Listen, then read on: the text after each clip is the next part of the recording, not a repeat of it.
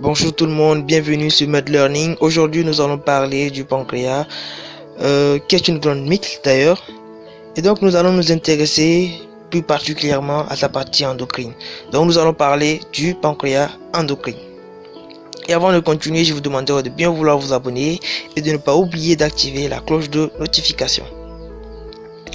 Le pancréas, c'est une glande mixte, oui, qui est constituée d'une partie exocrine et d'une partie endocrine. La partie endocrine est représentée par les îlots de Langerhans, qui est constitué de 4 types de cellules. Et nous avons la cellule A ou la cellule alpha qui va sécréter le glucagon, la cellule B ou la cellule bêta qui va sécréter l'insuline, la cellule D ou cellule delta qui va sécréter la somatostatine et la cellule PP qui va sécréter le polypeptide pancréatique. À présent, nous allons nous intéresser particulièrement à deux types de cellules, la cellule alpha et la cellule bêta. Donc, la cellule alpha et la cellule bêta, lorsqu'on les prend, nous l'avons dit tout à l'heure, que ce sont les cellules qui vont sécréter l'insuline et le glucagon. Et donc, nous aurons la cellule alpha va sécréter le glucagon et la cellule bêta, l'insuline. Maintenant, nous allons nous intéresser d'abord au glucagon et ensuite nous allons parler de l'insuline, le glucagon. Pour parler du glucagon, nous allons suivre un petit plan en commençant par la synthèse, son état dans le plasma, ses effets et donc du contrôle de la sécrétion du glucagon. La synthèse. En ce qui concerne la synthèse du glucagon, nous l'avons dit tout à l'heure qu'elle se fait au niveau des cellules alpha. Après transduction et transcription, nous aurons le pré-proglucagon. Ensuite, qui va donner le proglucagon, qui est représenté par le GRPP, qui veut dire Glycine Related Pancreatic Peptide, le glucagon, et l'intervening peptide 1, c'est-à-dire l'IP1, le glucagon-like peptide 1, le GLP1, l'IP2, qui est également l'intervening peptide 2, et pour terminer avec le GLP2. Le GLP2 qui veut dire également glucagon-like peptide 2. Le proglucagon va donner au niveau donc des cellules pancréatiques. Donc il va donner au niveau des cellules pancréatiques, c'est-à-dire au niveau de la cellule alpha, va donner le glucagon, le GRPP, l'IP1. Ensuite, qui va donner le MPGF, qui veut dire en anglais toujours Major Proglucagon Derived Fragment. Voilà. Ensuite, au niveau donc des cellules intestinales, nous aurons la glycantine qui est constituée donc du GRPP, du glucagon et de l'intervening peptide 1, donc l'IP1. Ensuite, qui va donner le GLP1, l'IP2 et pour terminer avec le GLP2. Voilà. Maintenant, nous allons parler de son état dans le plasma. Dans le plasma, le glucagon étant hydrosoluble, il va circuler librement dans le plasma. Et par conséquent, il aura une courte demi-vie. Et il est dégradé surtout au niveau du foie. Maintenant, parlons de ses effets. Les effets. Le glucagon est une hormone hyperglycémiante et on observe ses effets par liaison au récepteur membranaire lié à une protéine G qui va stimuler l'adénocyclase. L'adénocyclase qui va convertir l'ATP en AMPC qui par l'intermédiaire de la protéine kinase A va phosphoryler les enzymes clés donc du glucagon. Nous avons des effets sur le métabolisme glucidique et ensuite des effets sur le métabolisme lipidique. Mais d'abord en ce qui concerne le métabolisme glucidique, nous avons d'abord une augmentation de la production du glucose au niveau du foie. Ensuite, nous aurons une stimulation de la glycogénolyse, c'est-à-dire la dégradation du glycogène, qui est un stock de glucose d'ailleurs, donc qui va nous permettre d'avoir du glucose dans le plasma. Ensuite, nous avons une stimulation de la néoglucogénèse. La néoglucogénèse, c'est la synthèse du glucose à partir de substances non glucidiques. On peut citer le lactate, le pyruvate, etc., etc. Ensuite, nous avons une diminution donc de la synthèse du glycogène. S'il stimule la dégradation du glycogène, à l'inverse, nous aurons une diminution donc de synthèse du glycogène. Maintenant, sur le métabolisme lipidique, le glucagon, ses effets sont au niveau des tissus adipeux. Nous aurons une stimulation de la lipolyse avec libération des acides gras. Ensuite, au niveau hépatique, nous aurons la bêta-oxydation des acides gras et leur transformation en corps cétonique. Ce qui va nous amener à dire qu'il diminue donc la synthèse de matière grasse, c'est-à-dire la lipogénèse, diminution de la lipogénèse. Le contrôle. Le contrôle se fait par les nutriments et également par le système nerveux, végétatif bien sûr. Par les nutriments, nous aurons une inhibition par le glucose. Mais par contre, il faut noter que nous aurons une stimulation en cas d'hypoglycémie. Lorsque la glycémie est élevée, nous avons une inhibition de la synthèse du glucagon. Mais par contre, lorsque nous avons une hypoglycémie, nous aurons une stimulation de la synthèse du glucagon. Normal, c'est pour réaliser l'équilibre. Et donc, nous aurons une synthèse de glucose ou soit une dégradation du glycogène pour augmenter le taux de glucose dans le sang. Ensuite, nous avons une inhibition par les acides gras. Ensuite, nous avons une stimulation par les acides aminés et les repas. Maintenant, par le système nerveux végétatif, nous avons par le système nerveux parasympathique une stimulation et par le système nerveux sympathique, nous aurons deux effets. Ça sera soit une stimulation par le récepteur bêta, ou soit nous aurons une inhibition par le récepteur alpha.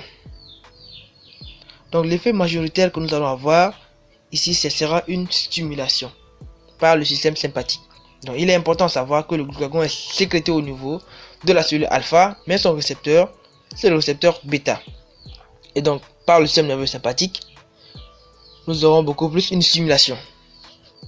Maintenant, nous allons parler de l'insuline. Et pour parler de l'insuline, nous allons suivre presque le même plan. Nous allons commencer par la synthèse. Et la synthèse de l'insuline, après transcription et traduction, nous aurons la préproinsuline, qui est constituée de trois chaînes, la chaîne B, la chaîne C et la chaîne A. La chaîne C étant un peptide de liaison entre la chaîne A et la chaîne B. Et nous avons au sein donc de cette molécule des groupements sulfhydryl. Ensuite, il s'en suivra un clivage donc de l'extrémité N-terminale et l'établissement donc des ponts du sulfure entre la chaîne B et la chaîne A et au sein de la chaîne A. C'est ce qui va constituer la molécule de proinsuline. Ensuite, nous aurons un clivage de la chaîne C, qui est un peptide de liaison d'ailleurs, et ce clivage va nous laisser donc la molécule d'insuline qui est constituée de la chaîne B et de la chaîne A, et nous avons un pont du sulfure également au sein de la chaîne A. Donc, au total, nous avons 3 ponts du sulfure. Maintenant, nous allons parler de son état dans le plasma. Dans le plasma, l'insuline circule librement. Elle est une molécule hydrosoluble, donc elle circule librement et par conséquent, elle aura une courte demi-vie. Et il faut noter également que l'insuline a un important gradient porte-cave. L'insuline qui est sécrétée est déversée dans la veine porte via la veine splénique et est captée plus de 50% lors d'un seul passage. Et il faut noter également que les reins vont faire une filtration puis une réabsorption et une destruction dans le tube proximal. Donc nous aurons une élimination rénale de l'insuline. Donc la concentration de l'insuline va varier avec la glycémie, mais nous avons une oscillation qui est observée avec une glycémie stable. Ensuite, maintenant nous allons parler de ses effets et donc les effets de l'insuline.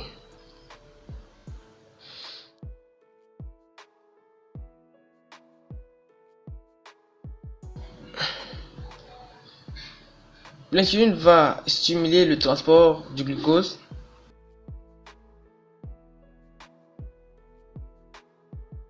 et musculaire, c'est-à-dire par la synthèse et l'insertion membranaire des GLUT-T4, en augmentant l'activité intrinsèque donc des GLUT4. L'insuline va également augmenter la captation des acides aminés par le foie, les muscles et les adipocytes. Et dernièrement, nous aurons une augmentation de l'entrée de potassium dans les cellules et par activation de la pompe Na+K+. Ensuite, nous aurons des effets tissulaires.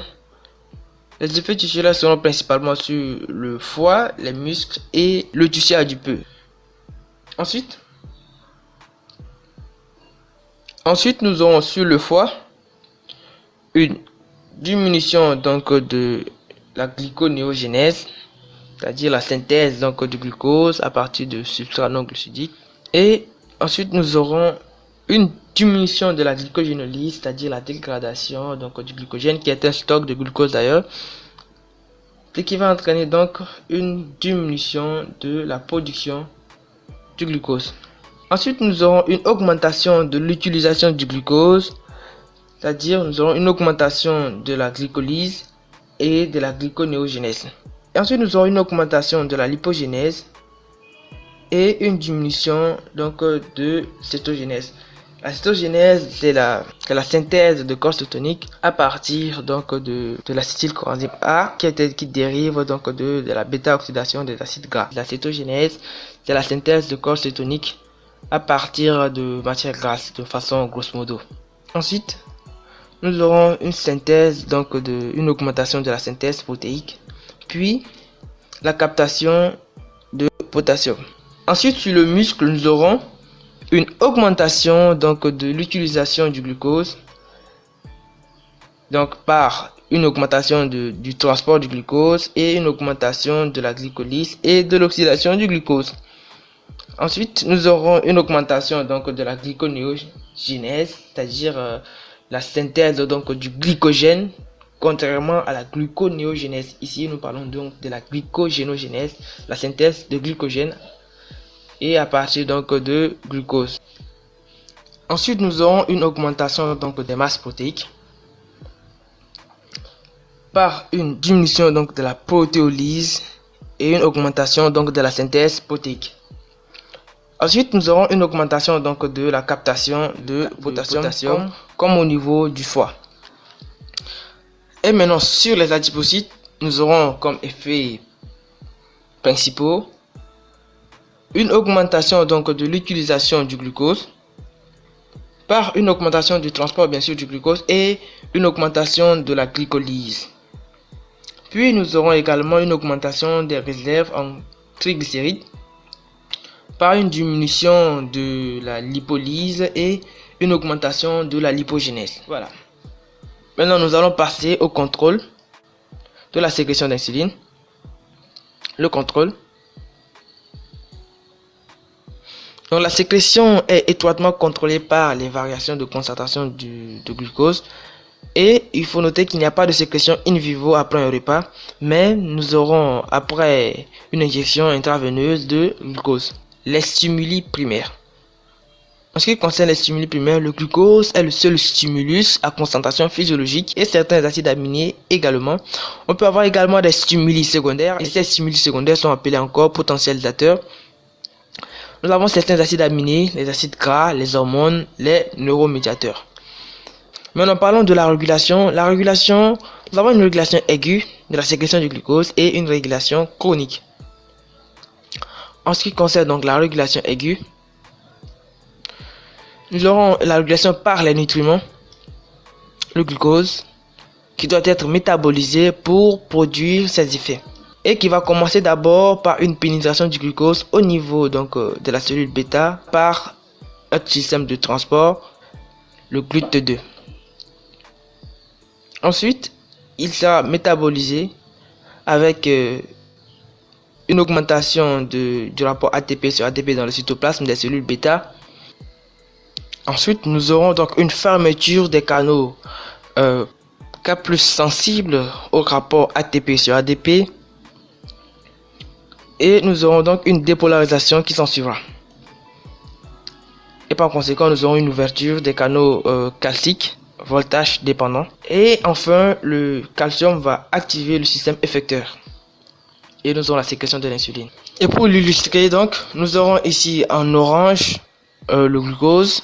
Ensuite, en bleu, sous forme triangulaire, le Ca2+. Et en vert, sous forme de carré, nous aurons le K+, le potassium. Et contenu dans les granules de sécrétion, nous aurons l'insuline qui est sous forme d'un hexagone. Nous aurons l'insuline de couleur grise. Ensuite, le glucose va rentrer, il va pénétrer dans la cellule bêta-pancréatique grâce à un transport spécifique GLUT2 et dont l'activité est directement proportionnelle à la concentration de glucose dans le sang. Et par ailleurs, nous avons les canaux potassiques qui sont ouverts, donc nous aurons une sortie de potassium librement, voilà. Ensuite, une fois dans la cellule bêta-pancréatique, le glucose va être métabolisé. Et donc, après métabolisme, nous aurons une production d'énergie qui sera responsable de l'augmentation du rapport ATP sur ADP. Et cette augmentation du rapport ATP sur ADP va entraîner une fermeture donc des canaux potassiques sensibles au rapport ATP sur ADP. Donc, nous aurons une fermeture de ce canal potassique. Ensuite, ceci va entraîner une dépolarisation du canal calcique et nous aurons une entrée de calcium dans la cellule, ce qui va entraîner une augmentation donc de sa concentration cytosolique.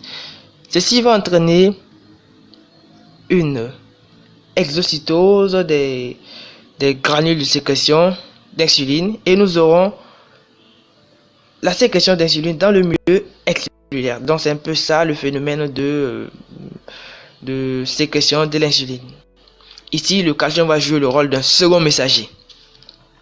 Il faut noter toutefois que nous pouvons avoir également, mis à part le glucose, comme premier messager, l'acétylcholine et la cholécystokinine, que je n'ai pas représenté ici.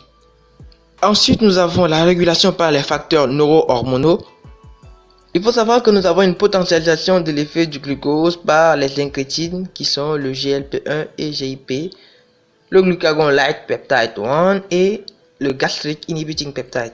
Il faut savoir que ces incrétines sont encore appelées des entérohormones, c'est-à-dire encore des hormones gastro-intestinales qui vont renforcer l'action de l'insuline. Et donc la conséquence ici sera que nous aurons deux situations. Lorsque nous aurons une injection de glucose par voie intraveineuse et la seconde situation, une consommation de glucose par voie orale, c'est-à-dire par le tube digestif. Dans le tube digestif, nous aurons donc la présence de ces incrétines, de ces facteurs neurohormonaux qui vont potentialiser l'effet donc du glucose. Et nous aurons beaucoup plus une sécrétion d'insuline par rapport à celle d'une injection intraveineuse de glucose. Donc il faut garder que le glucose par voie orale entraîne beaucoup plus une sécrétion d'insuline. Ensuite, il faut savoir que la stimulation peut se faire également par le glucagon et la somatostatine va inhiber la sécrétion de l'insuline. Et par le système nerveux végétatif, nous aurons une stimulation par le système nerveux parasympathique et le système nerveux sympathique va entraîner soit d'abord une stimulation sur les récepteurs bêta, par les récepteurs bêta, et une inhibition par les récepteurs alpha. Les récepteurs alpha étant destinés à l'insuline. Donc, nous aurons beaucoup plus une inhibition par le système nerveux sympathique. C'est ce qu'il faut savoir. Il est très important de garder que le système nerveux parasympathique va entraîner une stimulation et le système nerveux sympathique va entraîner une inhibition par les récepteurs alpha comme moyen mnémotechnique pour garder. L'insuline est sécrétée par la cellule bêta, mais son récepteur sera le récepteur alpha, un moyen mnémotechnique pour garder donc la régulation par le système nerveux végétatif et en particulier le système nerveux sympathique. Maintenant, nous allons parler de la régulation chronique de la sécrétion d'insuline. Pendant la maturation néonatale, les cellules bêta sont plus sensibles aux acides aminés qu'au glucose. Et pendant le vieillissement, le glucose va devenir moins efficace. Et aussi, troisièmement, une troisième situation, nous aurons pendant la grossesse, le taux d'insuline sera élevé et la cellule bêta sera plus sensible à une stimulation par le glucose. Voilà. Et voilà, donc nous venons de finir avec la partie endocrine du pancréas. Nous avons parlé du glucagon et de l'insuline. Si vous avez des questions, n'hésitez pas à les poser. Posez-les dans les commentaires. Je vous répondrai, c'est promis. Et aussi, si cette vidéo vous a plu, n'hésitez pas à vous abonner, d'activer la cloche de notification et partager, surtout partager. Et on se voit très bientôt dans une nouvelle vidéo. Allez, bye bye.